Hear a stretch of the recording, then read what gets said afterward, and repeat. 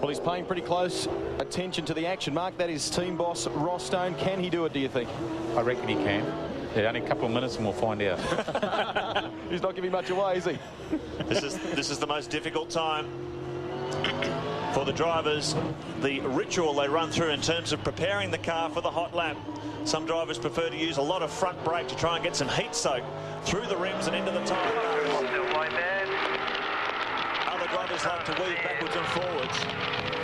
Marcus Ambrose, has he done a good enough job to wrest pole position from the fastest man so far, Craig Lowndes? Well, they had an interesting situation in qualifying yesterday. The Stone brothers decided to leave Marcus Ambrose 5 minutes in the final part of the session to have a time to aim for. Then he could try and go out and peg it down. They left him 5 minutes and he did it enough. He got in there with a 143. Oh, Marcus Ambrose! He's got it all wrong. He saw Mark Scaife have trouble at that corner as well. But Marcus Ambrose smacked the tyres, mate. He's taken the spoiler off. He's still going, but the car's pretty. Has done a lot of damage to the front of that car. They do lean on these front spoiler sections with their aerodynamic undertray. There's the crew looking on.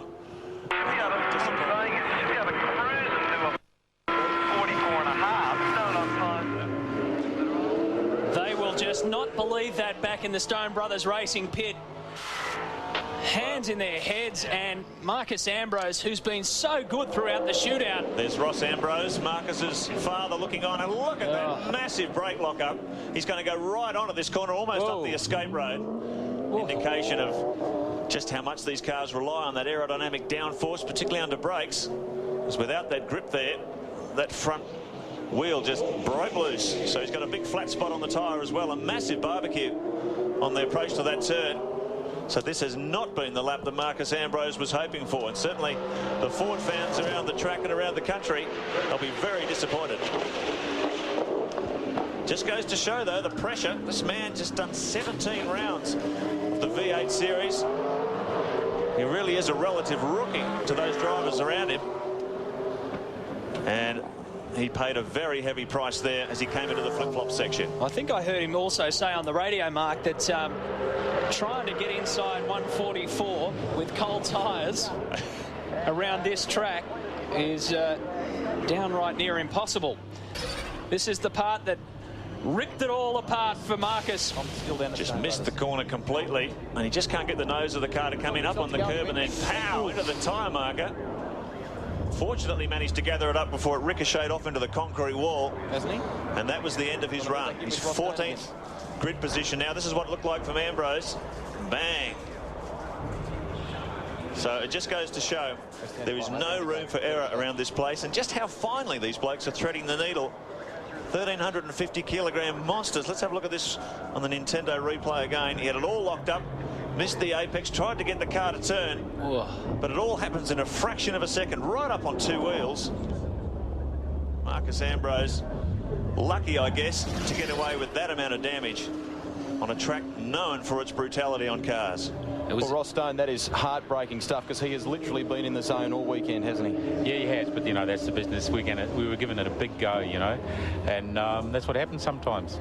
Is the front end all right, do you think? Oh, I think so, yeah. We've asked him, it's all right. And he, you know, steering straight and everything, so it'll be okay. He's not saying too much on the radio, is he okay? No, he's pretty quiet, but that's all right. He was just, as I say, giving it a really big shot, and that happens sometimes. Still the races, best of luck. Yeah, thanks, mate. Oh, Eddie. Well, while the World Cup's on, I may as well say it, Fabian Barthez would have been really happy with the save that Marcus Ambrose came up with today. From 15th on the grid and heartbreak to running up to 4th. How do you feel at the end of all that? Oh, what an up and down day, you know. They made a song about me this morning. I think it was called Loser. Because, you know, I just really overcooked it in the 15 shootout, and we got out of jail, you know. We just were lucky today. We rolled the dice on the pit stop strategy, and it paid off.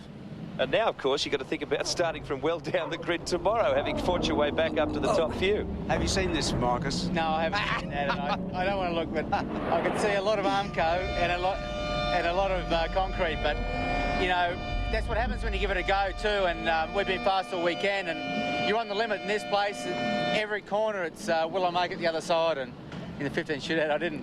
Well, it could have been worse. It could have kicked you into the wall, and then you know, who knows what would have happened. But now, even though you're at the back of the grid, you got some points.